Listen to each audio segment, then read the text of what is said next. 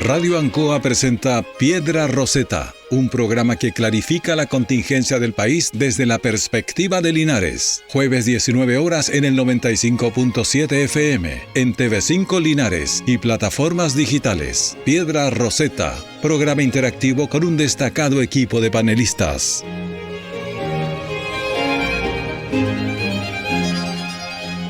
Muy buenas tardes y bienvenidos a una edición más de Piedra Roseta, este espacio de conversación necesaria desde la ciudad de Linares, pero para todo el mundo, por supuesto, para la provincia, para la región del Maule. Y un saludo cordial a todos los oyentes de Radio Ancoa, Canal 5 y todas las plataformas de Facebook. No hay Twitter, pero Facebook, Google, en general YouTube, que nos siguen todas las semanas. Parto evidentemente saludando a los panelistas estables con tertulios. Muy buenas tardes, señorita Paula Nuche. Un gusto y un placer poder conversar con usted nuevamente. Aquí estamos en Piedra Roseta. La idea es que generemos herramientas e insumos para que nuestra gente de Linares pueda dar una opinión informada, sobre todo ahora que se viene un proceso tan importante como este plebiscito de salida de la nueva Constitución. Saludamos también a nuestro invitado que ya se está haciendo habitual aquí en nuestro programa, don Nelson Muñoz, también abogado linarense. Muy buenas tardes. Buenas tardes a todos nuestros auditores, buenas tardes a todos nuestros contertulios acá que estamos presentes. Como dice bien mi colega y compañera de programa, la idea es generar debate, generar opinión y generar también un pensamiento crítico de todas aquellas personas, de todos aquellos compatriotas, precisamente acerca de lo que se nos viene. Y a mi izquierda, no sé por qué, se encuentra mi querido amigo y colega don Marcos Villagra, que anduvo por el sur, no sé qué habrá andado haciendo, pero esperemos que esté muy bien. Saludos, muy buenas tardes, querido Marco. Hola, muy buenas tardes a todos y a todas, auditores, televidentes. Y después de este periplo por el sur, con mucho ánimo de poner los temas en debate y entrar derechamente a los temas. Y para el final siempre lo mejor, la economía queda para el final. Don Rodrigo Godoy, muy buenas tardes. Hola, buenas tardes, un saludo cordial a todos nuestros panelistas, Paulita, nuestra dama representante. Y yo quiero saludar en primer lugar a mucha gente que esta semana agradablemente me ha comentado que escucha la radio, que ve por el canal los días domingos la repetición, los que están viendo en el canal en vivo y en directo, a nuestros amigos también de los radiotaxis, a un amigo especial, a Luis Frit, un gran auditor de este programa que me manda observaciones y todo, así que está muy atento. Así que feliz de poder tener esta retroalimentación de nuestros auditores, de nuestros televidentes, y que hoy el debate sea fructífero y próspero para toda la ciudadanía. Así esperamos, como bien lo decía Paula, este momento crucial de nuestra historia. Y como todas las ocasiones que tengo el privilegio de conducir el programa, yo voy a partir con mi editorial. Editorial que esta semana se titula ¿Qué nos diría Maquiavelo? Y es de la siguiente manera. Se le atribuye a Nicolás de Maquiavelo, aunque otros dicen que en realidad lo dijo Napoleón de Bonaparte, al leer El Príncipe, la obra del magnífico Lorenzo, exclamando: triunfad siempre, no importa cómo, y siempre tendréis razón. Pero la verdad es que al parecer no fue ni el uno ni el otro, sino el filósofo alemán Hermann Busenbaum, quien pregonó: cuando el fin es lícito, también lo son los medios. Sin embargo, da lo mismo que él lo haya dicho, pues hoy se usa indistintamente como el fin justifica los medios. Así, por cierto, lo entendió el candidato en ese entonces, Gabriel Boric, cuando el 23 de noviembre del 2021, en plena campaña de segunda vuelta, señaló: el tema de la seguridad durante mucho tiempo ha sido ajeno a las fuerzas progresistas y no se hizo cargo de aquello. Nos debemos a la necesidad de hoy dar certezas y seguridad, por lo que es prioridad. Aquella declaración, los medios, le permitió a Boric ganar la elección, el fin, derrotando al candidato Kast, quien durante meses había sido el adalid de la campaña contra la delincuencia y la violencia en el país. Sin embargo, apenas minutos después de haber asumido la presidencia, el ya presidente Boric anunció que había ordenado retirar las querellas interpuestas contra los autores de los hechos acaecidos en el mal llamado estallido social, mostrando en realidad su verdadero sentir acerca de la violencia y el uso de la fuerza para conseguir los fines que se pretenden. Los días pasaron y la ministra Siches viajó a la Araucanía y balazos de por medio desechó querellarse por aquel evento. Y ayer, luego de las declaraciones de Yaitul, estimó que aquello no ameritaba una querella, bastando solo allegar dichos antecedentes en alguna de las defenestradas querellas que engalanan los tribunales del país. La realidad es que la consecuencia y la coherencia en la política son premiadas por el votante, quien rápidamente reconoce al embustero, castigándolo en los tiempos actuales con su desaprobación. Y lo que parece evidente, en todo caso, es que la izquierda chilena tiene un problema ideológico con la delincuencia y la violencia. Sienten alguna comprensión con el delincuente y culpan al sistema de su destino y realidad. De ahí que no sean capaces de condenarla ni menos de combatirla con honesto ahínco. Finalmente, el día de ayer el gobierno cedió a la realidad, a la voz del pueblo, al votante, y decidió firmar el decreto de estado de excepción constitucional sobre la macrozona sur, que había levantado al asumir, reconociendo que no nos quedaba otra alternativa. La situación de violencia es demasiado grave. Me pregunto, ¿qué hará de ahora en adelante el gobierno para combatir la delincuencia y la violencia desatada? A mi juicio, la respuesta es evidente: aplicar el Estado de Derecho. Y si el presidente Boric lo hace, quizás finalmente pase a la historia haciendo carne lo que escribió Maquiavelo. Abro comillas: si hubiera que elegir, sería mejor ser temido que amado, pues ser amado depende de la voluntad de otros, y los hombres tienen menos cuidado en ofender a uno que se haga amar que a uno que se haga temer.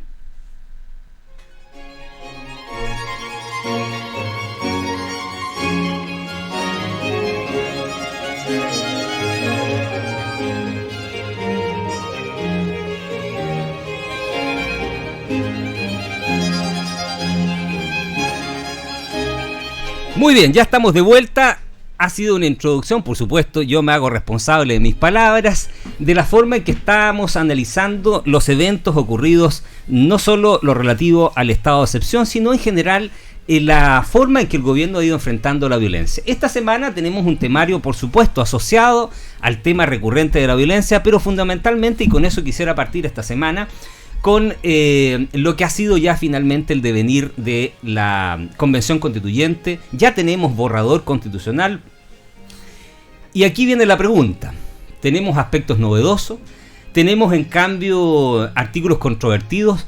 ¿Serán favorables para la historia de Chile o por el contrario, como dice un grupo mayoritario de la población y se ha hecho ver en las encuestas, no es precisamente lo que la ciudadanía estaba esperando? Paula, partamos con tu aproximación y tu apreciación al respecto.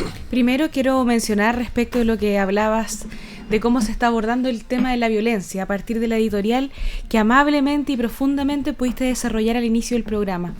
Me recordó una canción de un rapero español, Nach Scratch, que habla que cuando uno se hace temer o cuando uno trata de hacerse respetar es porque realmente se da cuenta que no tiene respeto y tampoco existe ningún temor reverencial respecto de hacer las cosas de una manera tranquila sin tener que instar a esa voz de mando. Por ahí dicen también la similitud y las diferencias de que existen cuando una persona es un jefe a cuando es un líder. Creo que claramente ya en este comienzo que llevamos nos hemos dado cuenta que claramente hay ciertas falencias que esperamos que se puedan solucionar en el transcurso de los meses, de los años que quedan de gobierno, por el bien de todos los chilenos, en donde lamentablemente ha sido bastante sectario la forma de tomar decisiones. Me refiero específicamente a propósito de los partidos que conforman el Frente Amplio y un poco mermando y dejando como vagón de cola lo que era la ex nueva mayoría, que sin lugar a dudas era importante y es importante tomando en consideración que tienen la experiencia. A lo mejor no volver a los mismos cuadros que han existido siempre, porque hoy día hay una necesidad de renovación, pero sí escuchar un poco esa voz de la experiencia y no ser tan tosudo, porque suceden estas situaciones que son bastante desagradables. Por otra parte, me parece fundamental establecer que respecto de la violencia, la opción que está tomando el gobierno a propósito de lo que hoy día manifestaba la ministra del Interior respecto de limitar de cierta forma el uso de armas particulares y limitar todo lo que tiene que ver con esas materias, me parece del todo positiva, pero me llama la atención esto de aumentar la dotación de Carabineros de Chile en la calle. Y también me llama la atención lo que anunció el subsecretario de la Prevención del Delito de crear el Ministerio de la Seguridad. Ante eso yo digo no. Más burocracia estatal no nos soluciona en ninguna forma que los problemas se vayan a acabar. Hoy día nos damos cuenta cómo hasta esta subsecretaría de la Prevención del Delito, que yo creo que gran parte de los que nos está escuchando hoy día, para muchos es desconocida, porque lamentablemente no se está generando efectivamente una prevención del delito. Siempre hemos entendido que el delito parte a partir de evitar, por ejemplo, generemos luminarias públicas para que en las áreas donde hay sitio veriazo nos sintamos con seguridad. Tratamos de implementar más carabineros en las zonas que parecen conflictivas, pero eso también viene a ser una respuesta ex post de los problemas que están sucediendo. En ninguna parte se ha puesto en el otro lugar, que han sido principalmente las doctrinas europeas respecto a cómo van concebiendo el delito, que tiene que ver con la seguridad del ciudadano.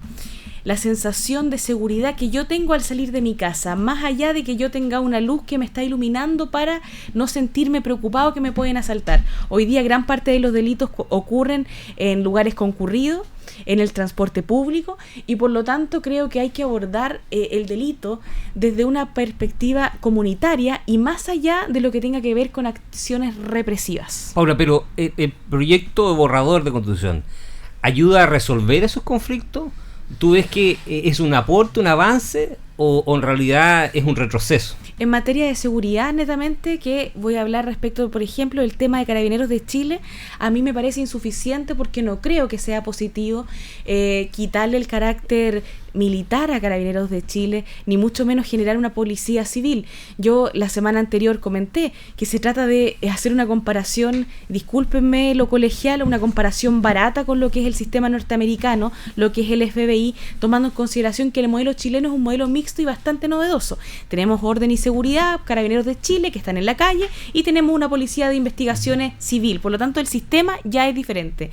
Y por otra parte, entendemos también que cuando existe algún tipo de vulneración, obviamente hoy día debería generarse una transformación, dada la agenda legislativa y dadas las prioridades, respecto de las atribuciones que tienen Carabineros de Chile, y también un poco generar un procedimiento de transparencia. ¿Y a qué me refiero con esto? Yo a usted lo tomo detenido, usted por ese motivo dice que yo lo vulneré, que yo generé algún perjuicio, más allá de lo que entendemos hoy día que ha sido el procedimiento ordinario que se ha ido generando en las diferentes problemáticas. Creo que quizás hay que hincar un poco el pie para evitar todo este problema que se está sucediendo respecto de que toman detenida una persona o se genera algún incidente en la vía pública a propósito de algún tipo de manifestación que algunos dicen que es pacífica, pero cuando vemos imágenes nos damos cuenta que no son pacíficas. Pero para evitar esa laguna, creo que hay que generar algún procedimiento que nos permita dar garantía a ambas partes. Primero, un respeto a Carabineros, porque si bien son agentes del Estado, no hay que olvidar que abajo de ese uniforme son seres humanos igual que nosotros, personas, y tienen un corazón. Nelson, el borrador de Constitución ¿resuelve estos conflictos? ¿Cuáles son los aportes que tú ves o no ves aportes en este borrador de proyecto constitucional? A ver, antes que nada, Héctor, solamente quiero hacer un reparo con lo que dijo nuestra compañera Paula. En enero de este año se inició por parte del gobierno anterior un proyecto donde se crea el Ministerio de Seguridad Pública. Sí, se envió al Congreso ese proyecto. Lamentablemente eso quedó en stand-by, digamos, y por lo que veo a lo mejor puede que lo retome el gobierno actual. ¿Estará en el Senado, yo creo? ¿O no? En alguna comisión del Senado. O en alguna comisión, sí. O como los cambios de gobierno, lo que hicieron los otros, mejor olvidarlo. Quedó en el baúl de los... O se esconde en el cajón. De lo que ya no sirve. Borrón y cuenta nueva. En alguna parte quedó. Bueno, en la nueva Constitución, por lo que alcancé a leer, obviamente se refiere a las policías, se refiere al rol que van a tener estas policías, pero no obstante de eso vamos a tener que esperar obviamente la respectiva ley que venga a aterrizar, que venga a crear un estatuto, me imagino que un estatuto nuevo. Siempre esta Constitución hace referencia a la creación de estos cuerpos policiales con obviamente la limitante del pleno, que actúen, digamos, en el pleno respeto a lo que son los derechos humanos. Así que en ese aspecto, Héctor, yo creo que tenemos que esperar lo que diga la ley. No obstante, no veo grandes diferencias con lo que ya tenemos. Pero tu apreciación general del borrador, ¿cuál es A tu ver, visión general del borrador? A ver, mi visión general no es muy buena, que digamos. ¿Por qué? A ver, digamos, ¿por qué? Porque traté de hacer un análisis de lo que alcancé desde que salió el borrador y veo algunas cosas que son, no sé, que son preocupantes. Menciónanos algunas o que al brevemente, menos generan incertidumbre. Lo que ¿Ah? en tu opinión. Lo que yo creo que caracteriza este borrador de Constitución, según mi punto de vista, es que genera incertidumbre en varios aspectos. Por ejemplo, yo quiero mencionar algo que me llama la atención porque mi familia, digamos, viene del campo, y con respecto al agua. ¿Ah? Cambia completamente el estatuto con respecto a las aguas. Las aguas pasan a ser incomerciables, inapropiables. ¿Qué es lo que vamos a tener ahora? En la Constitución del 80 teníamos la posibilidad de lo que era una concesión de agua o lo que se llamaba los derechos de aprovechamiento de agua. Que sí, ese derecho, esa concesión, digamos, esa merced de agua era comerciable, los agricultores las podían vender, las podían enajenar. Ahora pasamos simplemente a una... de esa concesión o de ese derecho de agua pasamos a tener una autorización por parte del Estado. O sea, antes había un derecho de propiedad sobre el derecho de Sobre el aprovechamiento. derecho. Ahora pasaríamos a una concesión, un permiso administrativo. A un permiso administrativo que Cambia obviamente... el paradigma del régimen jurídico. Exactamente, mucho más precario, ya no es comerciable, y eso tiene distintos efectos, que yo, bueno, los voy a dejar planteado aquí para también escuchar la opinión de ustedes. Pero en primer lugar, ¿qué va a pasar con los derechos de agua adquiridos? Todavía no conocemos las normas transitorias, por lo tanto no sabemos cómo va a ser si se van a expropiar, no se van a expropiar, qué pasa de aquí en adelante con los derechos que ya se encuentran aquí. Y lo otro, que también es un efecto súper importante para los que tramitamos y para los que nos dedicamos al ejercicio libre, el derecho de aprovechamiento de agua era un elemento que iba unido a una propiedad. Por lo tanto, eso te servía para tener un mejor valor de tu propiedad al momento, por ejemplo, de que ese agricultor quisiera obtener algún crédito. O sea, el banco no le va a aceptar una propiedad. Lo primero que le decía al banco es, pero acompáñame también en la inscripción de agua. Entonces, ahora ya eso no va a existir. Por lo tanto, vamos a quedar, yo al menos, lo que yo entiendo es que van a quedar todos los terrenos sin agua. ¿Ah? No va a estar este derecho de agua que acompañó durante mucho tiempo a mi propiedad. ¿Por qué? Porque solamente a lo que yo voy a poder optar como agricultor va a ser a un simple título que va a depender obviamente de un burócrata que va a estar sentado detrás de un escritorio y va a decidir si me otorga o no me otorga el permiso. Esa es mi apreciación y esa es mi preocupación. ¿Ah? No sé, yo espero que obviamente la opinión de ustedes para, a lo mejor obviamente hay otro punto de vista.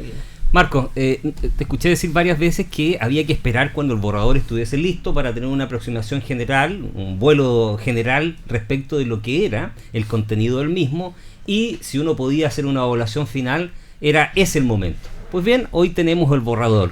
¿Cuál es tu apreciación? Yo sé que todavía es complejo revisar los 499 artículos, pero ¿cuál es tu apreciación hasta el minuto de lo que ya es este borrador completo entregado? Son de los sentimientos encontrados.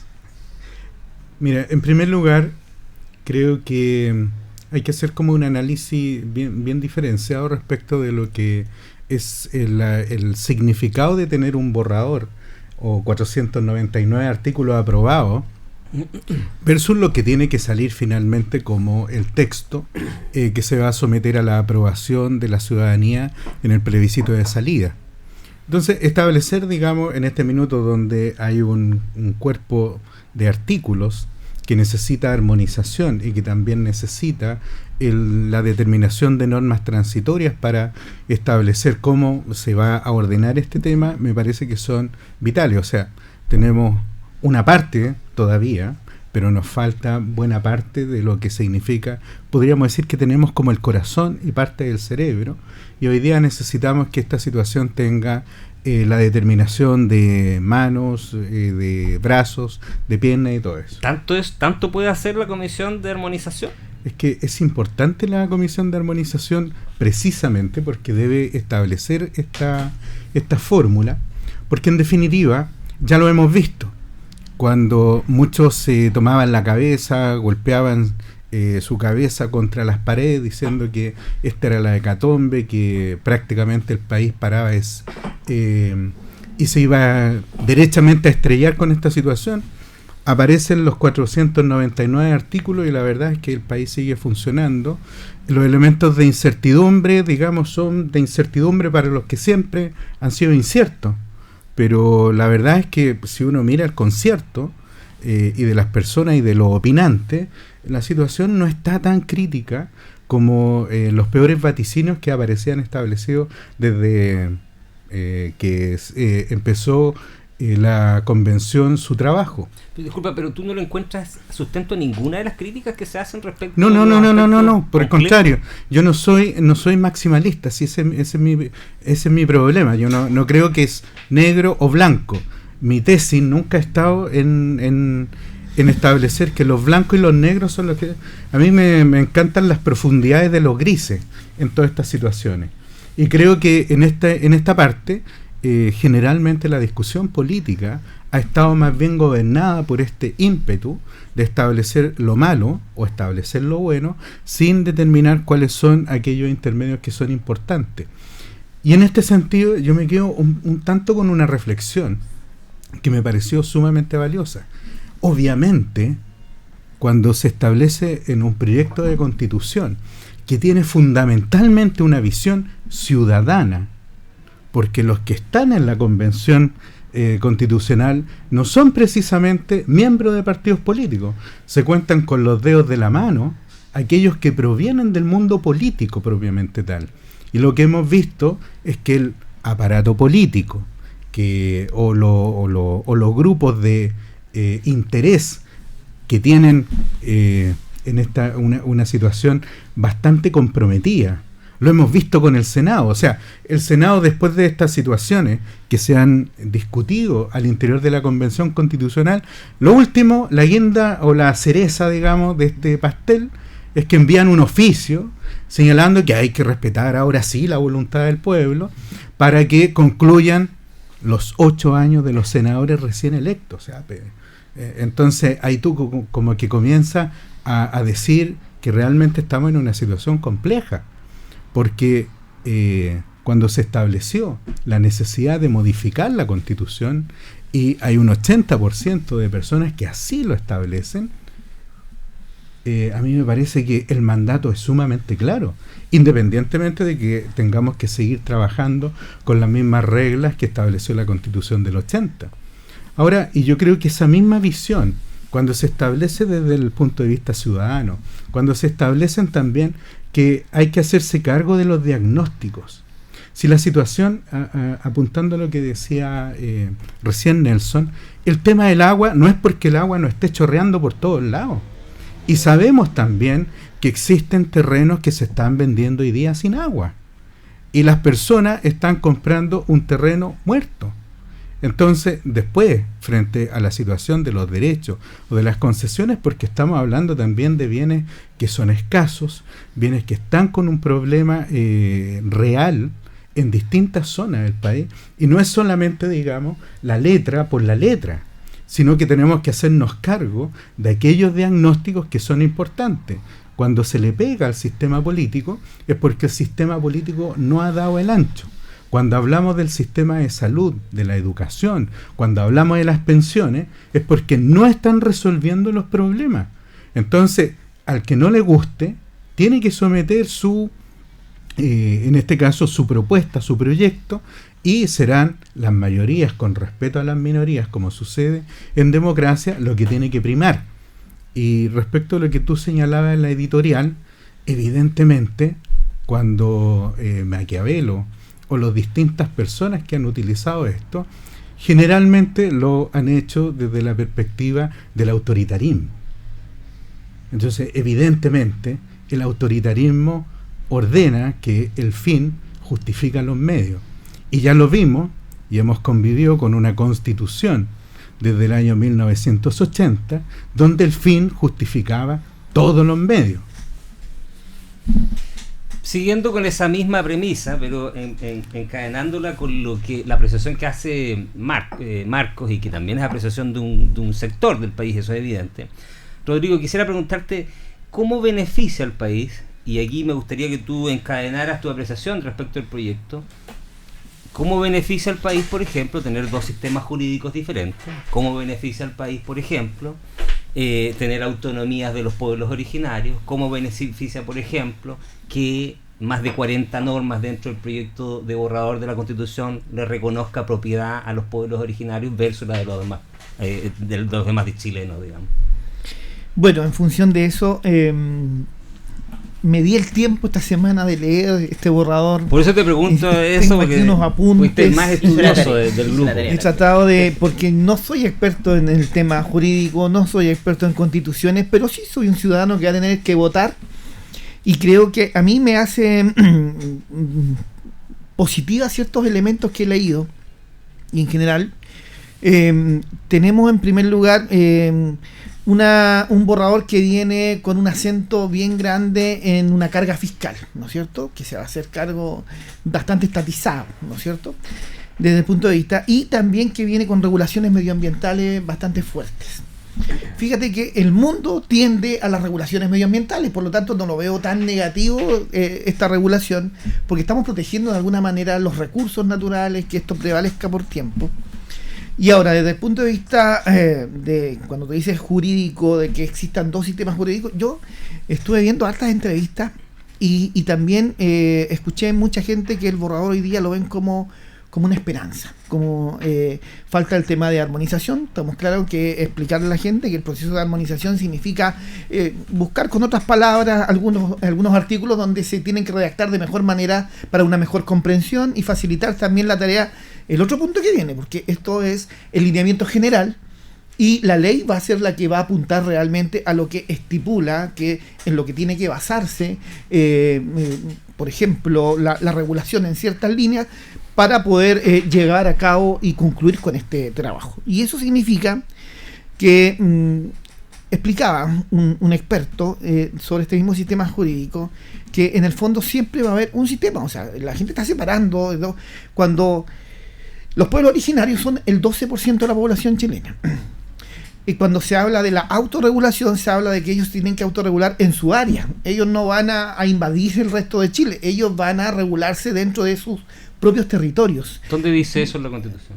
En lo que eso está estipulado claramente en el eso, sistema de autogobierno, donde ellos tienen que generar...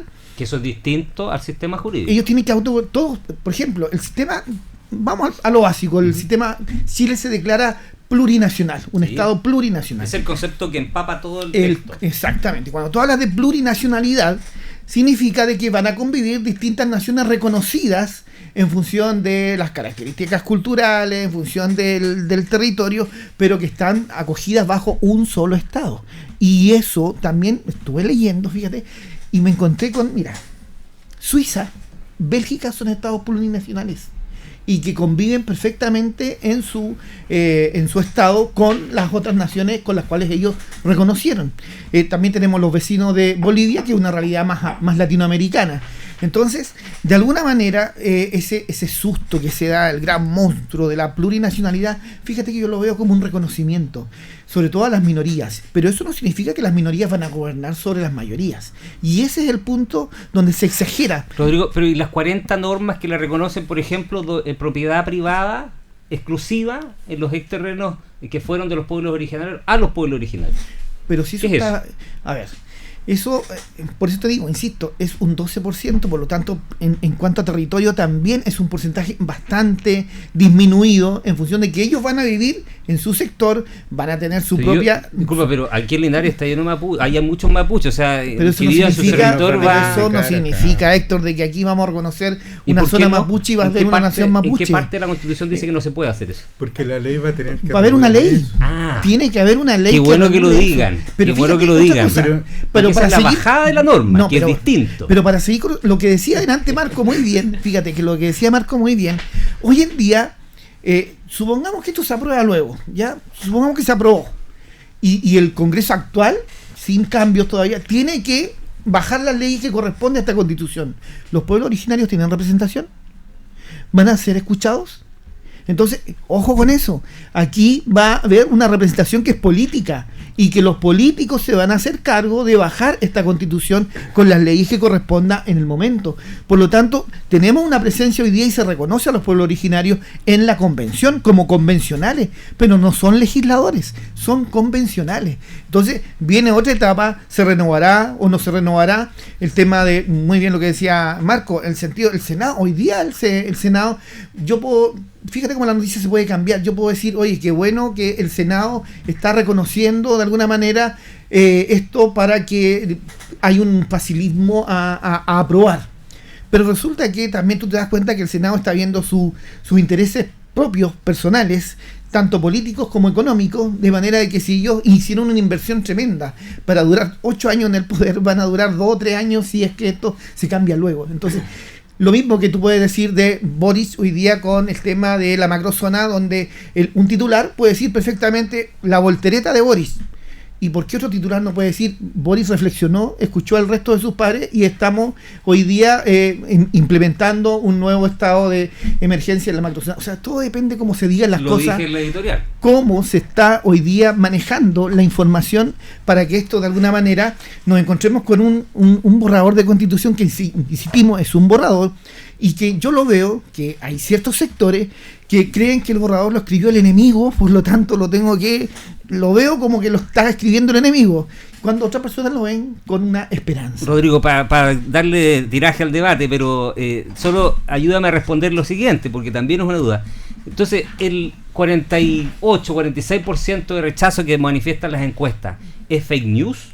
¿Es desconocimiento? ¿Es campaña del terror? ¿Qué es ese 48%? Yo creo que es un manejo comunicacional tremendo, porque tú sabes que hay un sector que tiene un poder económico tremendo en este país, y tú ves el último informe, dice que el 1% de la riqueza de este país maneja el 40% del Producto Interno Bruto de este país. Entonces nos encontramos con una tremenda potencia económica, y fíjate que inclusive esa potencia económica se rinde un poco.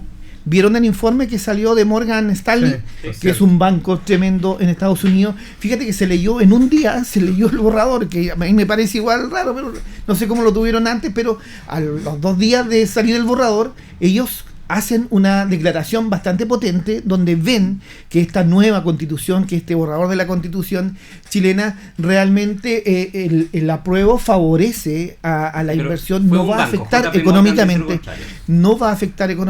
según el análisis de ellos, en función de lo que hoy día plantea esta nueva constitución que queremos para los chilenos. Disculpa, Héctor, para abrir el debate.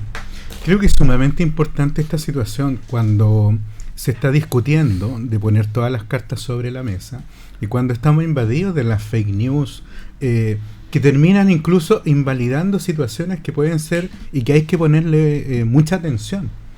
O sea, de que pueda existir efectivamente un porcentaje de rechazo amplio, eso puede suceder, y hay que ponerle atención y hay que trabajarlo, y es parte, digamos, del diagnóstico que tienen que hacer los que vayan a trabajar por el apruebo.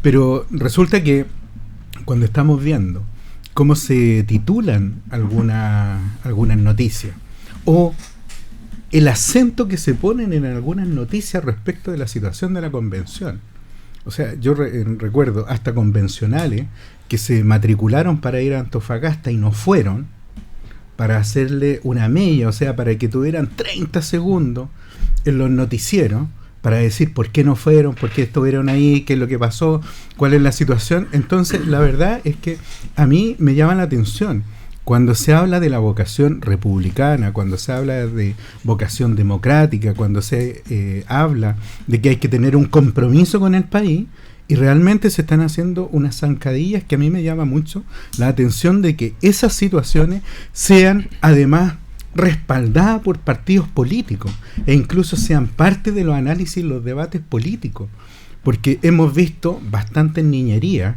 en la convención, que de lado y lado, y de distintos tipos de convencionales, al punto que hemos tenido personas que han querido emporcar este proceso. Y lo que nosotros necesitábamos, y lo reclamamos desde el primer programa, acá tuvimos un gobierno que no se hizo cargo de la Convención Constitucional y buscó su fracaso. Su nombre, Sebastián Piñera. no la quiso nunca. Y muchos de sus partidarios siempre bregaron porque eso no estuviera ahí. Y finalmente, hoy en día, cuando ya a un año de la elección se está entregando el borrador, hoy día hay que pegarle de alguna u otra manera. Lo decíamos, por ejemplo, a propósito de muchos que salieron a atacar directamente a la convención cuando se estaban atacando los privilegios y las prebendas de muchos grupos de interés. Entonces, ahí hubo un error estratégico, y hoy día cuando tienen que salir a defender precisamente los temas, yo no he visto plumas ni muchas pinceladas respecto de muchos de los derechos que se están hoy día consagrando en este nuevo texto constitucional, y respecto de los cuales sería interesante en algún minuto darle una visión un poco más profunda. Nelson, ¿estos son fake news o hay un sector político que no reconoce todavía los problemas, los bemoles que tiene el borrador de constitución? A ver, yo creo que todos los que estamos acá, yo creo que poco caso le hacemos a la fake news. Yo creo que confío en que todos los que estamos acá tenemos la prudencia de investigar cuando nos llega una noticia al WhatsApp. Yo quiero plantear una pregunta. ¿Los chilenos esperaban la constitución que nos entregaron como borrador el sábado? Yo creo que yo partiría de ahí haciendo la pregunta. ¿Por qué razón? Porque yo particularmente tengo mis aprensiones con respecto al proyecto. Me falta estudiarlo más todavía, obviamente, en profundidad, mucho más detalle. Pero, a ver, yo quiero también aclarar varias cosas que han dicho aquí nuestros compañeros. En primer lugar, Rodrigo se refirió a los pueblos indígenas. Me dediqué a estudiar la Constitución, a echarle una miradita a la Constitución boliviana, que establece toda esta idea del Estado plurinacional. Solamente quiero hacer un análisis comparativo. El pueblo, Bolivia, tiene un 50% de indígenas. Chile tiene, creo que alcanzamos a llegar al 12%. ¿Ah? Creo que es un elemento importante que tenemos que tener en consideración. ¿Por qué razón? Porque yo creo que aquí lo que yo trato de destacar son algunas cosas que me causan ruido. No es que esté atacando la Constitución o la Convención en sí misma. Hay ciertas cosas que me causan ruido. Considero que la Constitución es demasiadamente indigenista. Creo que Chile no está para eso. Incluso yo me siento excluido de esta Constitución. Porque yo veo que hablamos de los derechos indígenas, hablamos de las autonomías territoriales, la devolución de las tierras, y todo eso. Yo sé que falta todavía normas transitorias y que van a tener que aterrizar eso, pero me sigue causando mucho ruido, porque hay muchas preguntas que legítimamente muchos de nosotros nos podemos hacer. Cuando hablamos de devolución de territorio, ¿cuál va a ser ese parámetro para devolver tierra? ¿Vamos a considerar aquellas tierras que se les fueron arrebatadas de manera ilegal?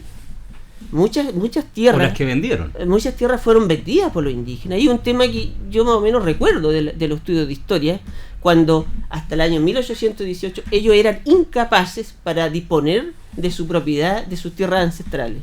Luego esa ley se derogó y empezaron a vender tierra a diestra y siniestra. Entonces, ¿qué va a pasar con eso? ¿Cuál va a ser entonces el parámetro a considerar al momento de devolver estas tierras? El 15% de las tierras está en manos de forestales. El 85% restante está en manos de particulares, está en manos de agricultores, de personas que a lo mejor han poseído esas tierras, sus antecesores, qué sé yo, y las han poseído por mucho tiempo. No vayamos a generar un conflicto mayor al que tenemos. Yo creo que hay que tener ojo en ese sentido. Paula, interesante la pregunta que hacía Nelson, y la empalmo con seguramente tu intervención. Pero ¿es esta la Constitución que esperaba la gente? Por la que salió ese millón. No voy a hablar del 18, voy a hablar de la marcha del millón de personas. ¿Es esta la Constitución que esperaba la ciudadanía? Por lo menos desde el punto de vista mío como ciudadana, yo que quería una nueva Constitución y quiero una nueva Constitución, yo quería principalmente que el foco fuera en los derechos que principalmente pueden hacer que tanto yo con Héctor y con todos mis compañeros que están acá en el panel, Carlos que está en el control y los que nos escuchan, tengamos un piso de igualdad. Y ese piso de igualdad se da asegurando los derechos que realmente están ligados y que jerárquicamente son más relacionados al derecho a la vida, como por ejemplo el derecho a la salud, como por ejemplo el derecho al agua, pero con un tratamiento responsable, tal cual como nos nos mencionaba uno de los colegas que está aquí el día de hoy, tomando en consideración también que hay que reconocer primero la tradición jurídica chilena y la forma en cómo se han ido tomando ciertas decisiones desde el punto de vista de la política pública, porque hay que entender que igual la certeza jurídica es importante y no podemos de un día a otro llegar, cambiar, arrebatar, independientemente que pueda existir, como siempre existe, todo lo que tiene que ver con el tema de las expropiaciones, que entendemos que tienen que cumplirse algunos requisitos, tiene que pagarse un justo precio, etcétera, pero la idea más que llegar a eso directamente es generar un cambio que no sea tan a diestra y siniestra a propósito de derechos tan fundamentales para la existencia de los seres humanos. Respecto del tema indígena, acá yo quiero citar, y por eso hoy día traje un libro que me ha acompañado en el último tiempo, que me lo regalaron, me gusta, algunas cosas me gustan mucho, otras soy crítica. Del nombre, por favor. Pero que me parecen importantes. Salvador Millaleo, por una vía chilena a la plurinacionalidad. Acá quiero rescatar primero informar, después doy mi opinión y ahí usted después hace la suya. Desde el 90 al 2017 han habido más de 10 proyectos que intentaron generar una reforma constitucional para agregar un reconocimiento constitucional a los pueblos indígenas. Todos fracasaron y fracasaron con amplias mayorías. Según el estudio que hace la profesora Miriam Enríquez de la Universidad Católica y de la Universidad Alberto Hurtado, al cual tuve el gusto de conocer, ella cita cuáles han sido en resumen, cuáles son los ejes comunes, por qué esos proyectos se rechazaron del 90 al 2017, y se los quiero compartir. Primero, porque no es posible concebir un Estado con más de una nación. Segundo, porque no es viable que coexistan en un Estado unitario ordenamientos jurídicos distintos. Tercero, no es razonable desde la dogmática de los derechos fundamentales atribuir derechos a entes colectivos. Cuarto, cualquier reconocimiento de derecho colectivo a grupos afectaría el principio de igualdad ante la ley. Y quinto, todo reconocimiento podría ser interpretado como la afirmación implícita de un derecho a la autodeterminación política de esos pueblos, con lo que se crearía un Estado dentro de otro Estado. Enríquez 2018, 301. Está hecha la cita. Hoy día, en definitiva, nos hemos dado cuenta que cuando hablamos de Estado plurinacional muchas veces hacemos la comparación con lo que pasa con Ecuador, con Bolivia, y tenemos bastantes diferencias con esos estados. Primero, lo que comentaba Nelson a propósito de lo que está declarado como población indígena propiamente tal, y entendiendo que hoy día Chile, yo creo que en realidad aquí tenemos un mestizaje tremendo también por parte de toda la población, estaría mermándose un poco este principio de igualdad ante la ley. Pero lo que es complejo es que la forma de ver el reconocimiento de los pueblos indígenas, y que quizá esa ha sido la manera porque se ha generado cierta controversia, es porque hemos estado jugando por parte de la Convención Constituyente al todo o al nada, entendiendo que aquí debería haber existido un reconocimiento a la chilena y de manera cíclica respecto de lo que nos permitiría ir avanzando más allá. Porque hoy día, como está en la Constitución, el borrador propiamente tal, no tan solo estamos hablando del reconocimiento de estos pueblos, que a mí me parece necesario y fundamental, pero también, y expresamente de manera taxativa, expresan cuáles son los pueblos que están reconocidos, lo encuentro bien, pero yo creo que acá la clasificación de los pueblos. Sí. Dicen. Lo que a mí me parece necesario era, por ejemplo, la inclusión de escaños reservados en los cargos de representación, no tan solo legislativos, sino que también según la población, según el porcentaje, buscar una cuota, por ejemplo, en los sectores donde hay más población indígena, que tengan la posibilidad de escoger un concejal. Supongamos que en Linares, no sé, pues sea un 0,5, no, pero sí un porcentaje importante en el padrón electoral que se genere un cambio. Así lo han hecho otros países también. Y de eso nos permite tener decisiones responsables, objetivamente, de lo que son los pueblos originarios. Y más cercana a la realidad. Así es, pero no como acá se está generando las autonomías territoriales. ¿Por qué?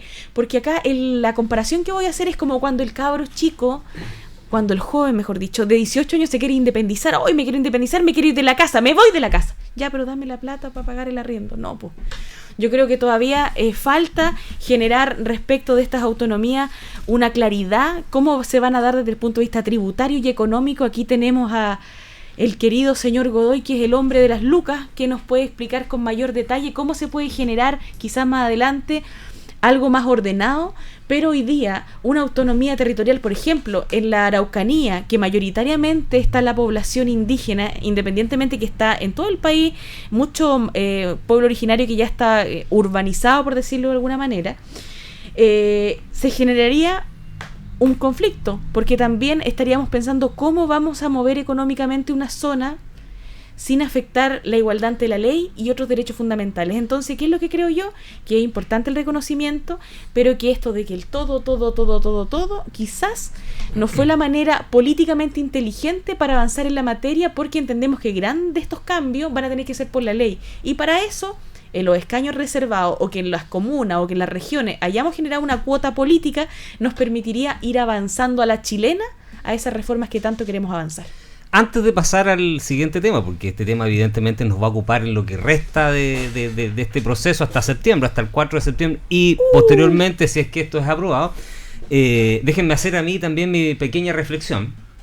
Y la mía parte en general, desde lo macro a lo micro, y desde lo macro evidentemente yo hacía un análisis la semana pasada a propósito del texto mismo, desde el punto de vista académico, doctrinario, y de ese punto de vista que alcancé a leer alrededor de 50 artículos, es un muy mal texto desde el punto de vista meramente doctrinario. Está mal escrito, y se los digo porque lo leí con bastante detenimiento y traté de observarlo con sentido amplio.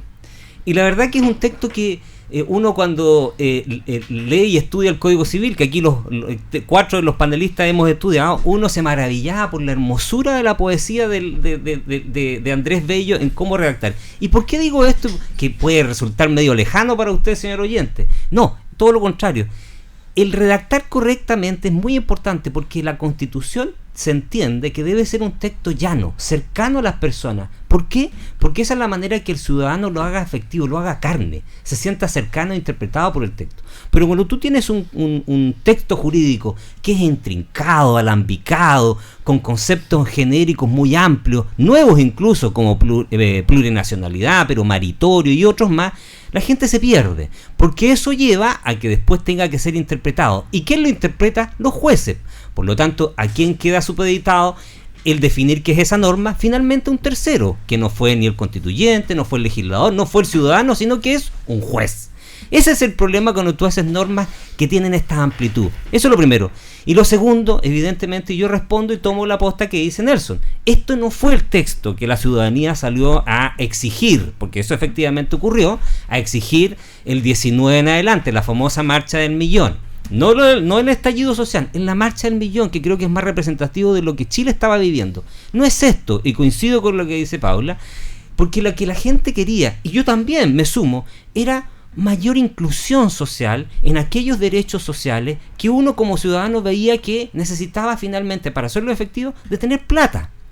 Y si yo no tenía plata, no tengo salud. Si yo no tengo plata, no tengo educación. Si no tengo plata, no puedo acceder a un crédito hipotecario. Si yo no tengo plata, no puedo trasladarme de un lugar a otro en condiciones mínimamente decentes. Esa sensación que tenía la gente de que habían ciertos derechos fundamentales a los que le eran ajenos porque se sentía efectivamente desplazado en este modelo económico, no están recogidos necesariamente y en la forma adecuada en que este borrador lo tiene. Y suma, y suma, y a eso le agrega todo un nuevo análisis y un paradigma jurídico respecto del tratamiento de los pueblos originarios y de los derechos que se le entrega a los pueblos originarios, que nada tenía que ver con las demandas sociales. ¿Había una necesidad de reconocimiento de los pueblos originarios? Por supuesto que lo había. Pero a los extremos que llegó, evidentemente creo que yo no. ¿Qué es el extremo? Por favor, abro el debate, antes de pasar al otro tema. Sí, es que quiero ahí quizás hacer también un punto. Yo creo que la respuesta que demanda Nelson y que señala Héctor, la van a tener el 4 de septiembre. Si esa es la situación. Cuando el texto definitivo esté listo y se vaya a someter, porque antes es especulación. Y yo creo que la gente también está hace rato aburrida de magnolias y poemas y quiere la verdad. Entonces, yo lo asumo. Si el paradigma que nosotros tenemos hoy día es una Constitución del 80, que también tiene varias de estas frasecitas, que tiene mucha poesía en varias cosas, Pero recordemos que la Constitución del 80 necesitó varios parches, y ha necesitado varios parches, precisamente para ir democratizando un debate.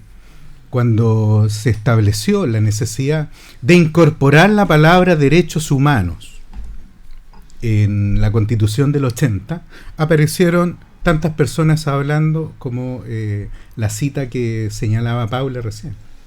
O sea, personas que la igualdad ante la ley, pero ¿cómo el comunismo, por favor, en la Constitución, derechos humanos, o el garantismo se nos va a venir encima? Los delincuentes, digamos, van a empezar a Bueno, pero, si le preguntas a la gente lo del garantismo, te aseguro que no están muy de acuerdo con el garantismo. Pero no. Pero espera, sí, yo creo que esas situaciones es cuando se establece precisamente y se hace una discusión en función de situaciones que no tienen un parangón con la realidad. A mí me molesta claramente cuando existe problemas en el derecho y en la aplicación del derecho que terminan sacando a un delincuente por la puerta giratoria.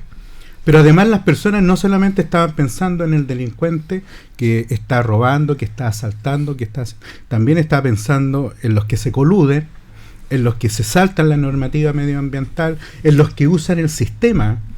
A mí me llama mucho la atención que no se ponga nunca sobre en estos temas en los debates que la capacidad económica genera la sensación o la situación de justicia real en el país.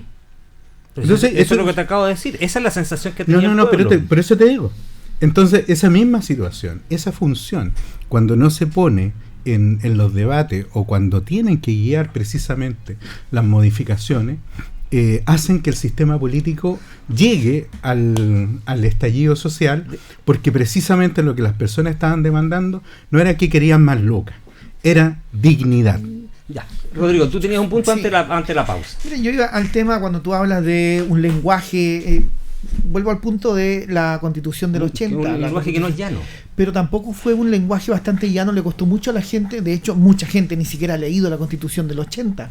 ¿Cómo se hizo ese plebiscito del 80 para aprobar esa Constitución? O sea, yo insisto, el lenguaje tiene que ser sencillo, tiene que ser claro, tiene que ser directo, y creo que este proceso... El lenguaje genera realidades. Creo que este proceso de socialización no lo tuvimos en la Constitución del 80. En primer lugar, no hubo hubo un grupo de personas que hizo la Constitución, no hubo un proceso de armonización interno de ese mismo grupo de personas que escribieron la Constitución, y no hubo tal socialización como lo estamos viviendo hoy en día, donde es importante que hay ciertos conceptos que tienen que ser aclarados, pero hay normas, o sea, hay artículos que vienen textuales inclusive desde la Constitución del 80 y que siguen y que se mantuvieron porque en algún momento igual son buenos de normas generales.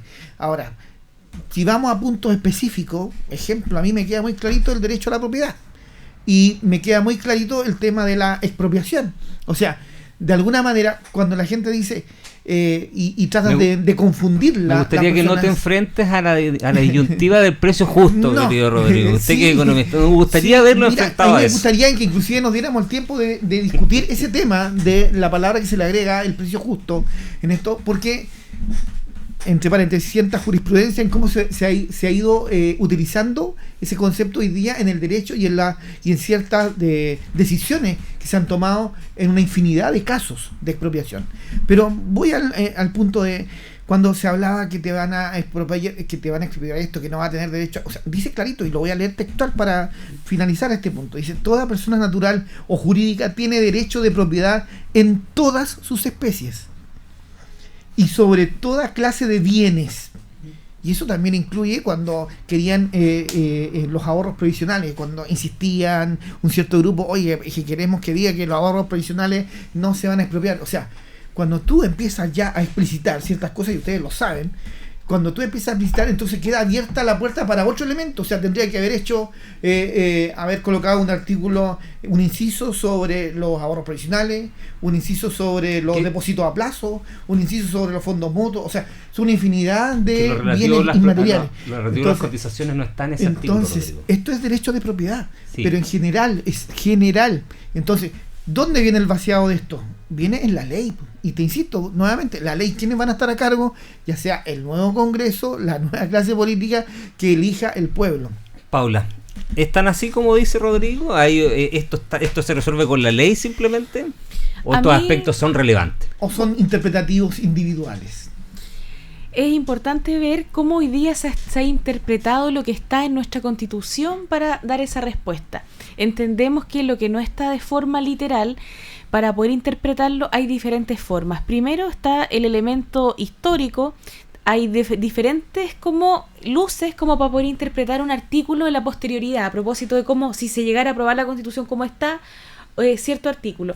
Además de la historia, también hay que ver el sentido que también el legislador le quiere dar, y ese sentido se puede buscar a propósito en las actas constitucionales, que no en van los a ver, plenarios. Este proceso no tiene actas constitucionales.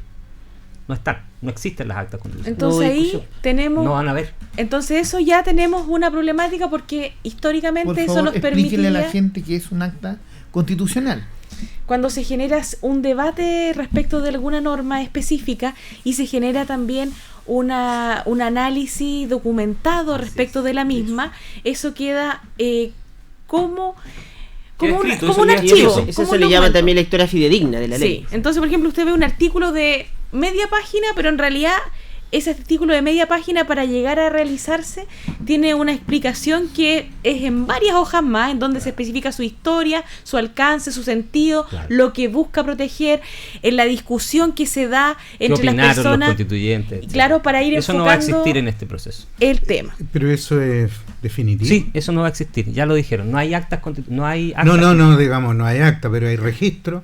Pero eso es otra cosa. Es que hay normas que se aprobaron sin ninguna discusión, Juan Marco. No, pero están en lo... No, es que no existe el concepto de acta. Pero Paula, termina o sea, el punto. es que a mí me parece que lanzarlo así es que no hay. No estoy diciendo responsablemente, Paula, termina el punto y después hacer la aprobación de las normas. O sea, este ha sido un proceso súper transparente con registro. No tan transparente porque al principio no querían entrar a la prensa, eso también se ganó. Pero Paula, termina tú el punto, Héctor, y después... Héctor, es simplemente el sentido subjetivo de que es tu verdad. Mira, hay que decirlo un respecto hecho real. Y con responsabilidad. Pero por eso lo estoy diciendo. No hay registro. La asamblea quiso que no entrara a la prensa. Pero no hay registro. No, ellos ya la señalaron. Este va a ser el primer proceso constituyente donde no va a quedar el acta como tal de cada una de las comisiones. El registro de cada comisión está grabado, eso es otra cosa. Está en papel y está en video. Eso es otra cosa. Está en eso audio. es distinto. No tiene que ver con lo que se denomina la historia fidedigna de la ley, que es un concepto jurídico. Pero si en algún momento un juez tiene que recurrir a eso para tener que buscar esa información. Pero eso, el juez debería recurrir a eso. Igual es algo novedoso en la ley, porque sería algo nuevo, una forma de aplicación nueva, y no como está siempre a propósito de lo que es el acta que se genera, que se ordena y que además porque cuando se vota, por ejemplo, se hace un acuerdo, el acuerdo es leído y después de ser leído es sancionado. Entonces no es solamente lo que se interpreta, lo que hablo tú, lo que hablamos cada uno, sino que es como el resumen, pero que se acuerda, que se firma, anótese, regístrese, estamos. Eso no existe. Eso es una ley, pues, tú estás dando los elementos de una ley, esto es una constitución. Y desde el punto de vista de la constitución, el proceso se ha respetado y ha sido transparente. O sea, todos hemos visto cómo se han aprobado las normas, que nos guste o no nos guste ciertas normas, cómo se aprobaron, pero está la discusión. No es la discusión. Nelson. Quiero cerrar un minuto. Perdón, es que me está hablando en este momento la señora Bernarda Díaz y Ginebra Valdebenito Valdés de la Cruz Roja de Linares, que le mandamos un abrazo grande desde Piedra Roseta, y nos dicen que mañana, durante la mañana, van a estar realizando la colecta nacional por las calles del centro de Linares. La manera de identificarlo es con la cotona de la Cruz Roja, así que póngase la manito al bolsillo y colabore con las amigas de la Cruz Roja chilena, que son auditoras nuestras. Mi tía Zenobia es la integrante más antigua de la Cruz Roja de Linares. Muy bien, un besito para ella, que nos escucha todas las semanas. Nelson, antes de la pausa, finalmente, del tema, el punto al respecto de lo que estamos conversando. Bueno, precisamente, Héctor, yo estoy bastante de acuerdo con algunas cosas que se han dicho acá, pero sí, efectivamente, echo de menos lo que tú acabas de señalar, esa historia fidedigna de la Constitución, de nosotros o nuestros hijos, nuestros descendientes después puedan buscar aquellas razones que llevaron a establecer cuál norma o cuál no. Eso es súper importante, que no va a existir, y eso hay que tenerlo presente. Tú decías hubo artículos que se aprobaron sin discusión. Claro, muchos artículos se aprobaron sin discusión, o sea, se sometieron a votación. Pero ¿no? estos aparecieron así nomás, o sea, en algún minuto se encontraron una página tirada, no sé, en una mesa y dijeron, ya, ¿esto? A ver, para que la ciudadanía entienda, porque hay que ser súper responsable con uno. La historia fidedigna de la ley que se refiere a cómo se origina una norma. Déjame explicártelo para que la ciudadanía lo entienda y tú después me haces el punto. Para que la ciudadanía entienda. Consiste básicamente, como lo dice Paula, en que no solo forma parte de eso la discusión que se da dentro de la comisión. Imagínense que nosotros, los 5 que estamos aquí, fuéramos en la Asamblea Constituyente. Nosotros estamos conversando, pero ¿cómo llegué yo a mi opinión? ¿Cómo llegaste tú a la opinión? ¿Con qué insumos llegué yo a la opinión? ¿Con qué análisis teórico, dogmático, jurídico llegué yo? Eso no va a existir en este proceso. Si va a quedar solo la discusión que se tuvo dentro de sala. Héctor, eso es lo que va a quedar. Las actas de la Comisión Ortúzar es eso. No, o sea, no es solo eso. También está acompañado todo el proceso de las normas que se utilizaron. Pero es que todavía no finaliza esto. Entonces, a mí me parece, la verdad... Pero un poquitito se ha dicho no, pero esperen, o sea, yo creo que están un poquitito dramatizando una situación y aparte del elemento histórico. No estoy dramatizando nada. No, yo te estoy diciendo y aparte real. Y aparte del elemento histórico, creo que también es importante el elemento sistemático. Y aquí se le olvida todo, parece, o sea, como que todo lo contrario. Cada artículo, la Comisión de Transitoria va a hacer eso. Por eso, va a sistematizar. Por eso. Pero ya viene de un proceso sistematizado. ¿Cómo se fueron generando? Que mi opinión, creo yo, pero Marco, mira, si yo lo que yo digo es que yo sé, porque yo seguí el proceso, yo sé que hubieron normas que se aprobaron, simplemente se presentaron y se aprobaron, no se discutieron, porque muchas normas fueron cocinadas, pues ya venían listas ya. Pero en la comisión o en la asamblea, no sé, constituyente, no se discutieron, no se le dieron, o algunas, por ejemplo, se le daban 2 minutos para que los convencionales opinaran. Bueno, será no hay más que breve historia fidedigna. Bueno, pero hay historia. Bueno, vamos a dejar esta discusión que es para más largo y además un poco más técnico. Pero yo creo que eso no es lo más importante. Lo más importante es lo que quedó, el resultado, digamos, que eso es lo que tenemos que analizar ahora. Después de la pausa, que seguramente don Carlos hace rato estaba esperando, vamos a seguir debatiendo y los temas que vienen son estado de excepción. Muchas gracias.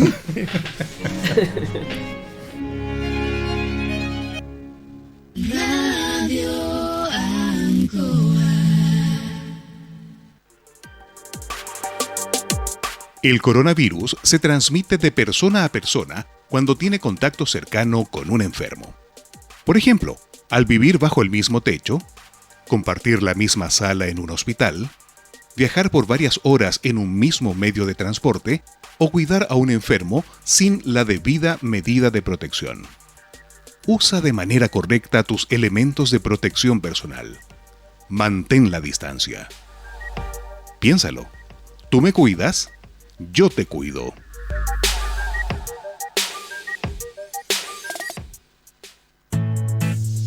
Su salud emocional es vital para disfrutar una buena calidad de vida y lograr altos rendimientos. Si insomnios, ansiedad, depresión, estrés u otras dificultades le roban energía, agende una hora con la psicóloga Leslie Espinosa. Atención online o presencial. Comuníquese por teléfono o WhatsApp al +569 4058 3589. Vivir implica un constante peligro.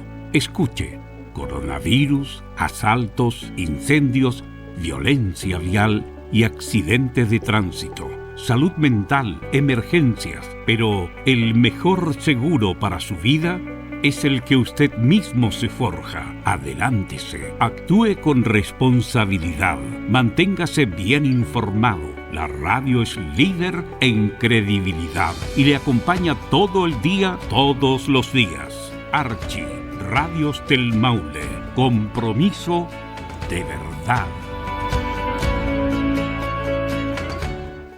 Radio Ancoa.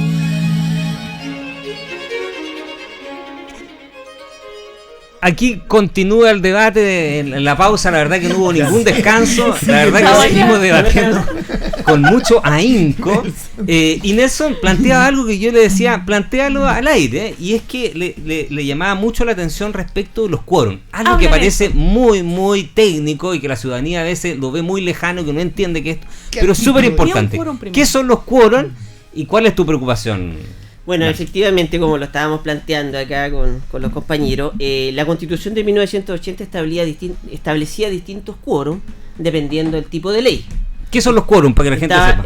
Los quórum son aquella cantidad de votos que se necesitan para modificar una ley o aprobarla. Exacto. Entonces teníamos los quórum de ley orgánica, teníamos los quórum de ley interpretativa, de ley simple claro. O de reforma a la Constitución. Exacto. Los quórum de reforma a la Constitución en la antigua Constitución eran de dos tercios, los cuales, por decir una cosa, si teníamos 155 diputados, necesitábamos 103 votos para poder modificar o aprobar la modificación constitucional. Exacto. Por lo tanto, según mi punto de vista, entre mayores quórum, a mi parecer le da más estabilidad y más seriedad en el tiempo, en la gobernabilidad. Porque cuando las leyes establecen quórum tan mínimos como mayoría simple, o sea, que si tenemos 155 diputados, la mitad más uno se va a poder hacer una modificación de ley. Eso puede dar lugar para que cada gobierno que llegue modifique a su antojo y no tengamos una continuidad en el tiempo que le dé gobernabilidad, le dé estabilidad o le dé seguridad jurídica a las cosas. ¿Y este borrador baja los quórum? Por supuesto, los baja, y principalmente lo más preocupante es que en el sistema de justicia, por ejemplo, establece la mayoría simple, o sea, simple mayoría, lo cual podría dar lugar a cambiar el sistema judicial a su antojo. O sea, va a llegar un gobierno y va a querer modificar la cantidad de jueces, va a crear tribunales, va a eliminar tribunales, o sea, puede ser, yo lo veo preocupante. Pero no operó para el bien común. Ejemplo, hoy día se quejan de que gracias a los 2 tercios no se pudieron hacer las reformas que se necesitaban para modificar el sistema de pensiones, y que hoy día todo el mundo quería modificar el sistema de pensiones y resulta que no hubo el quórum para modificar el sistema de pensiones. Entonces es válido, o sea, para un lado es válido los 2 tercios y para otro lado no es válido los 2 tercios. Entonces, ¿a quién perjudica? Al final perjudica a la ciudadanía, al bien común, a quienes buscamos que se beneficien de una constitución o de una ley. Entonces yo creo que sí que ha abierto, y es muy válido lo que tú dices, de que puede ser que un gobierno que tenga mayoría obviamente va a tener la potestad, si quiere modificar una ley, si se establece este quórum simple del 50% más uno.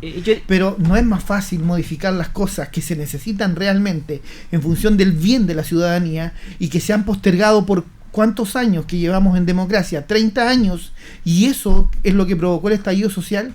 Entonces yo creo que igual de alguna manera la Constitución está escuchando al pueblo que no fue escuchado. Nelson, quiero tomarme las palabras de Rodrigo. Quiero recordarle que en el primer gobierno de la Bachelet tuvo mayoría absoluta en el Congreso y tuvo la oportunidad de hacer reformas importantes, incluso reformas estructurales, y no fue así. Pero no tuvo 2 tercios. Buen punto. Sí tuvo mayoría. Pero o sea, a mí me parece que, digamos, hacerlo en la política corta, si nosotros estamos viendo hoy día un tema de Constitución, que eso es la norma de más largo plazo que debería existir, y yo hago un recuerdo.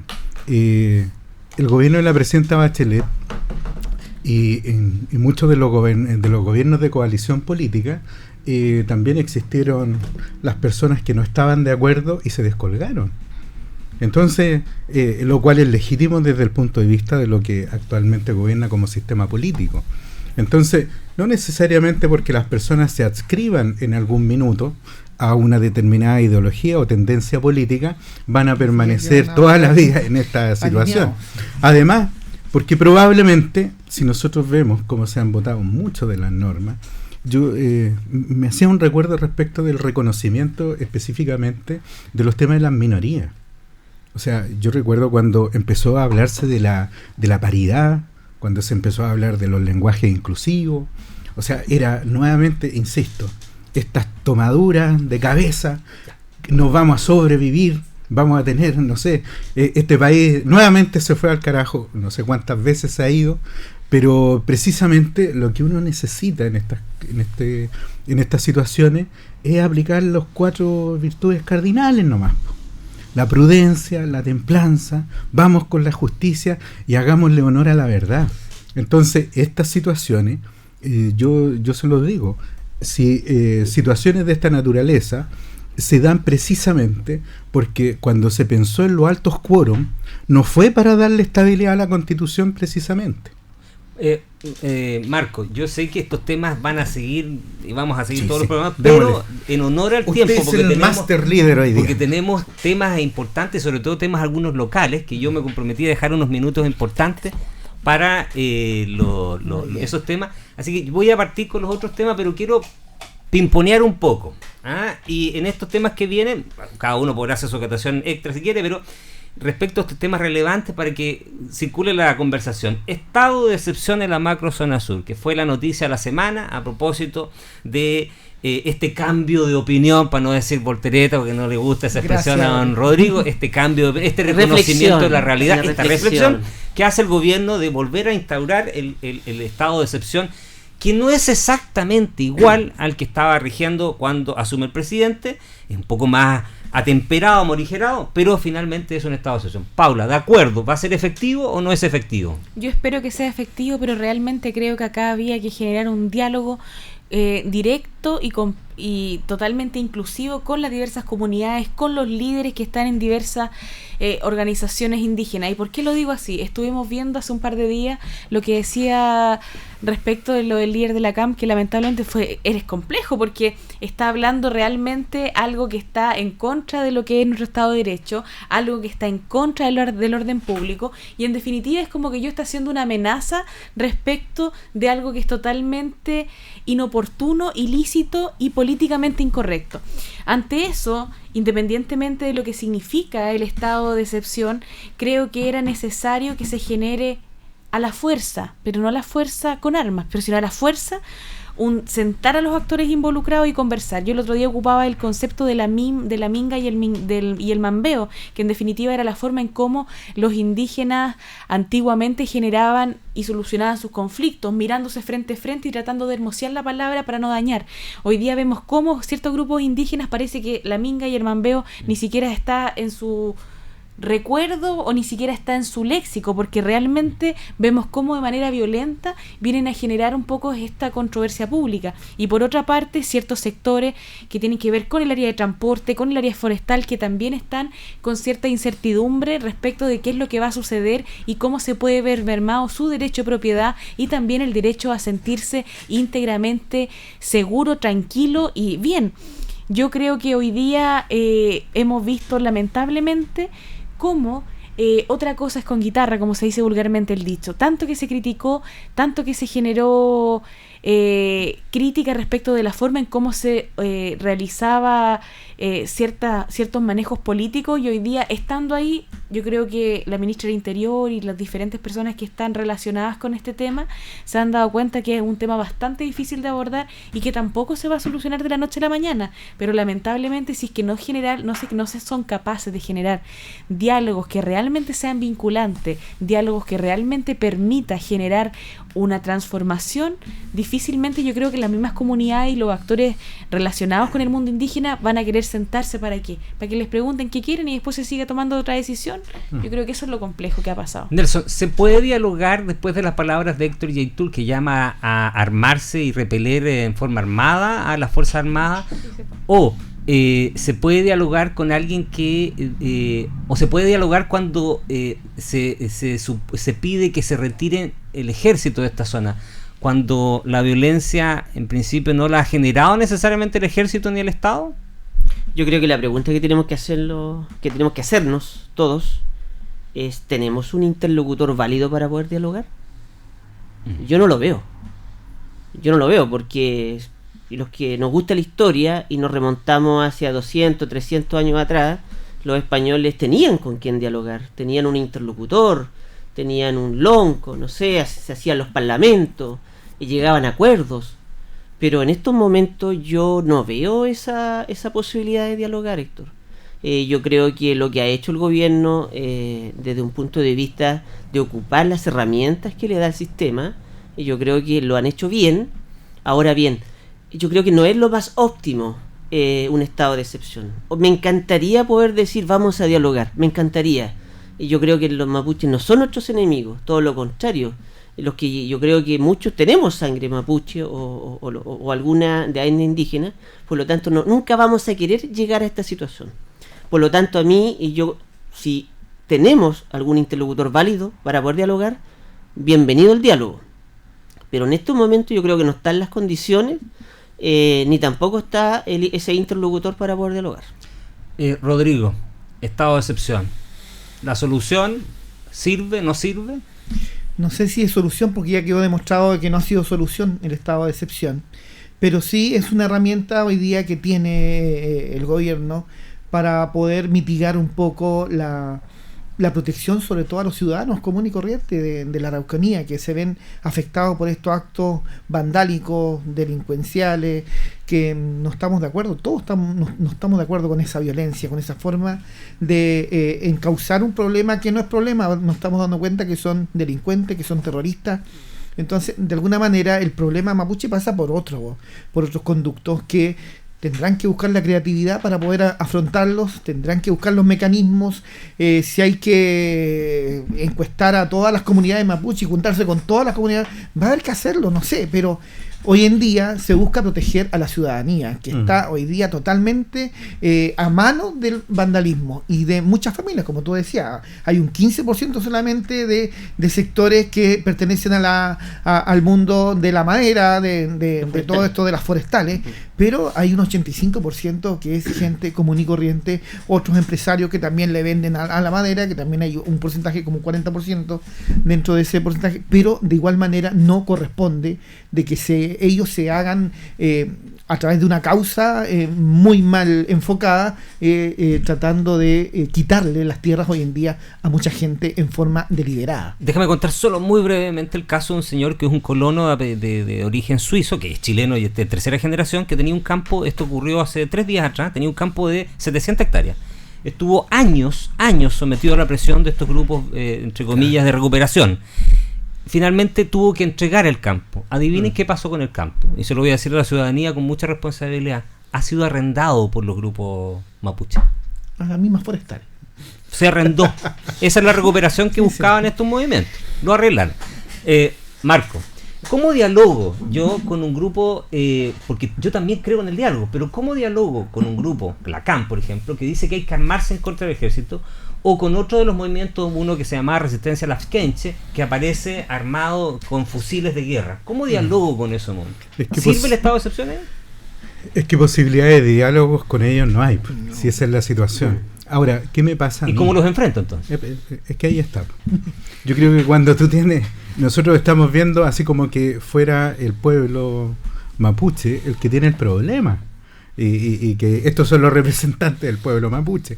Y además no nos pueden servir los mapuches para, digamos, decir que somos parte, que están integrados, que los queremos tanto, y después cuando tenemos que hablar algo en la constitución de ellos es como que anatema, no, por favor. O sea, ¿cómo se les ocurre? Entonces, a mí me parece que también hay que establecer buenos diagnósticos. Yo lo he señalado, pero en multiplicidad de situaciones. El problema de la violencia, sobre todo en la zona de la macrozona sur, es mucho más complejo que las reivindicaciones que tienen los pueblos ancestrales.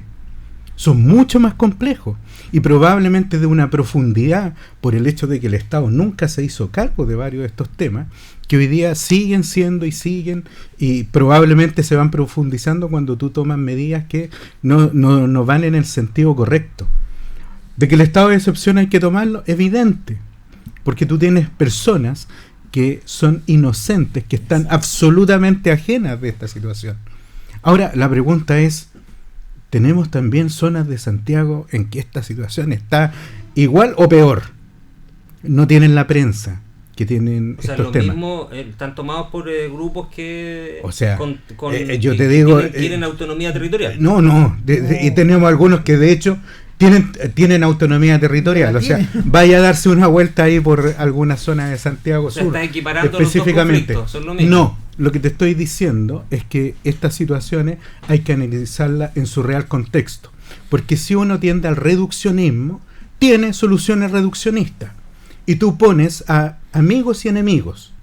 Entonces, esa situación, cuando no se analizan de una manera correcta, lo único que termina de decir, mira, ¿sabes qué? Lo mejor que hay que hacer es arrasarlo a todos. ¿Ese análisis se ha hecho? Pero es que eso es lo que tenemos que demandar los que analizamos. O sea, no puede ser que tengamos instalándose gobierno tras gobierno, sucesivo gobierno, aumentando la burocracia, generando mucha información. ¿Qué ha pasado con el sistema de inteligencia que fue borrado prácticamente durante los últimos años? O sea, yo no he visto, la verdad, nada que diga desde el punto de vista de la inteligencia del conflicto qué es lo que está sucediendo. Porque podemos seguir dictándonos entre todo estado de excepción constitucional. Pero, ¿cuál va a ser la solución real para las personas que quieren ir a trabajar, que tienen problemas hoy día para preservar su propiedad y fundamentalmente que quieren vivir tranquilos? Exacto. Y eso no ha estado de la mano de la última solución. Bueno, lo prometido es deuda. Nos comprometimos a dejar los últimos minutos para poder hablar de la realidad local, que hemos tocado poco, y pedimos las disculpas, por supuesto. Vamos a seguir conversando las otras semanas seguramente estos temas y que siempre están en la palestra, pero nos han surgido algunas dudas respecto a nuestra realidad local, ya que vivimos en nuestro querido Linares, respecto a algunas cuestiones. Nos preguntábamos a propósito de cómo se está abordando el tema de la violencia, la delincuencia en nuestra ciudad. Ha habido proliferación o da la impresión que hay una proliferación de robo de vehículos en lugares no habitados. Hemos tenido casos incluso paradigmáticos ahí en el líder robándose un auto a plena luz del día, pero también algunas cuestiones de orden más doméstico que tienen que ver con la ocupación del espacio público. Todos estos toldos que han ido surgiendo, que se ven muy bonitos en la ciudad, pero uno se pregunta, ¿estarán pagando impuestos? ¿No estarán pagando impuestos? ¿Cuál es la realidad que uno debería ver para tener una mejor ciudad? Eso es lo que nos queremos preguntar humildemente en estos últimos minutos. Rodrigo, parto contigo. Yo echo de menos la voz de los concejales. Fíjate que no sé si escucho pocos medios locales o estoy equivocado, corrígeme pero yo veo un silencio bastante lamentable cuando un concejal es el que tiene la responsabilidad de informar a la comunidad de los temas que le preocupan, de lo que debería aportar. Vemos, se vieron al principio reuniones de consejo, no sé si se seguirán transmitiendo, pero la pasividad del consejo municipal en función del liderazgo que ejerce el alcalde con respecto a la gestión propia macro de la comuna, la veo muy diminuta, y eso es lamentable porque también no nos permite también acceder a ello. A mí me encantaría que los pudiéramos invitar un día, al menos un representante de cada uno, tener al alcalde aquí y conversar, si no es ponerlo en la palestra para bombardearlo, claro, sino que para conocer y ver cómo está operando, porque también sería irresponsable que yo dijera, oye, tanto comercio ambulante que vemos, todos esos toldos, ¿están autorizados o no están autorizados? Ellos son los que tienen la información y deberían aclararnos si es verdad y si está ocurriendo y si está permitido, y vemos todos los días patrullas de municipales que andan dando vueltas. Eso significa de que a lo mejor están autorizados. También a mí me preocupa mucho el tema del tráfico en las mañanas, que hay una norma que escuchamos por la radio todos los días, que el corte de esta calle, que no se permite estacionar, y yo veo una infinidad de cuadras y veo a carabineros en la esquina regulando el tránsito y estacionado una infinidad de vehículos que no permiten y que generan taco para cruzar la ciudad de un lado a otro. Entonces no se está respetando ciertas normas, y eso también es preocupante de lo general que estamos viviendo hoy en día. Nelson, hacías un alcance, el otro día me comentabas a propósito de lo que ocurre en Europa. Tú tuviste la posibilidad de vivir muchos años en Europa, de cómo era la ocupación del espacio público, que es muy interesante ver que Linares ha ido creciendo esa ocupación. Hemos ido viendo cómo se ha ido hermoseando, pero también ese espacio público es de todo. Entonces, ¿cómo se trata aquello? Y es una buena interrogante. Bueno, sí, efectivamente, Héctor, el tema de los toldos que hablaba Rodrigo, allá en Europa se da mucho, o sea, y eso genera mucho impuesto local también. Entonces, desde que se instalaron estos toldos acá en Linares, que fue producto de la pandemia, de que no podíamos estar encerrados en ningún tiempo, digamos. Y para apoyar a los emprendedores. Y para apoyar a los emprendedores, claro, uno se hace la pregunta, bueno, ¿en qué situación legal o reglamentaria están hoy día? Porque uno ve que los distintos locales comerciales, principalmente de comida, obviamente construyeron estructuras sólidas, donde están ocupando bienes nacionales de uso público. Entonces, claro, uno se pregunta válidamente, bueno, si están pagando los impuestos correspondientes, porque eso en el fondo también son ingresos para la municipalidad también. Entonces sería bueno también que la municipalidad y una garantía para todos nosotros. Claro, y la municipalidad también transparentara también esa situación, sería importante. Marco, interesante lo que decía Rodrigo a propósito del mismo tránsito. Nosotros que vivimos relativamente en lugares cercanos, digamos, tenemos que soportar cómo tenemos una sola vía de acceso. Uno esperaría que existiera una planificación, esperemos que exista esa planificación respecto de otras vías de acceso a la ciudad. ¿Qué te parece eso? Fundamental. Creo que nos falta este plan macro para establecer que Linares creció.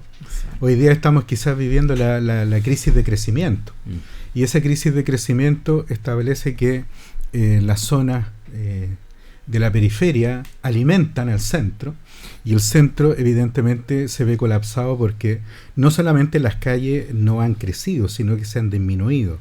O sea, estamos hablando de Independencia, que hoy día tiene solamente una pista. Los toldos, precisamente los toldos. Y exactamente. Pero además hay una situación que me encantaría que nos pudieran aclarar, y es por qué se están utilizando hasta estacionamientos cercados.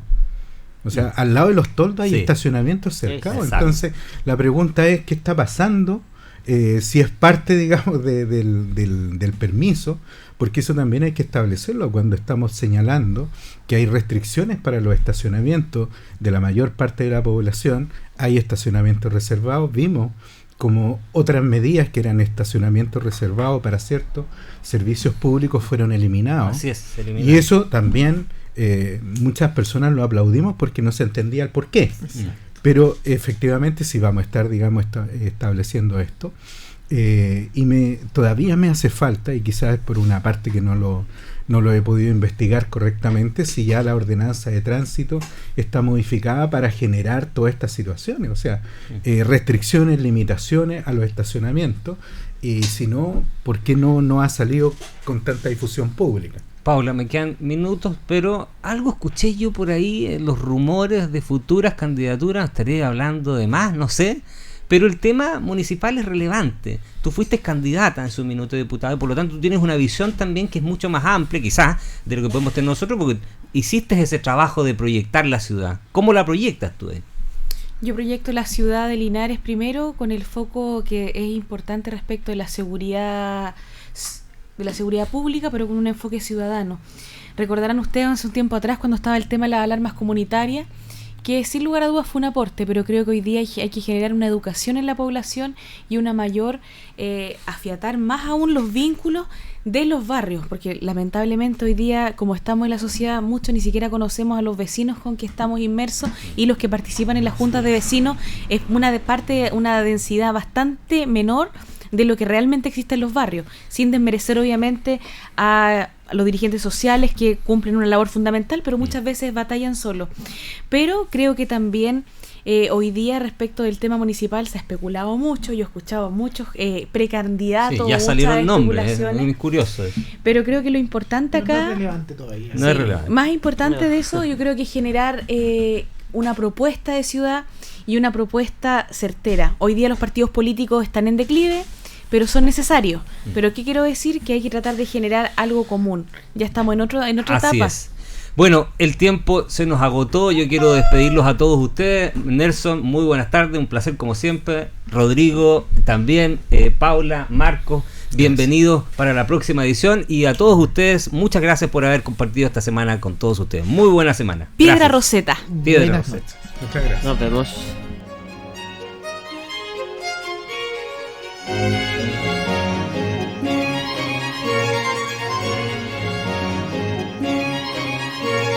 Radio Ancoa presentó Piedra Roseta, análisis de la actualidad y la importancia de conocer el nuevo orden. Informarse es vital.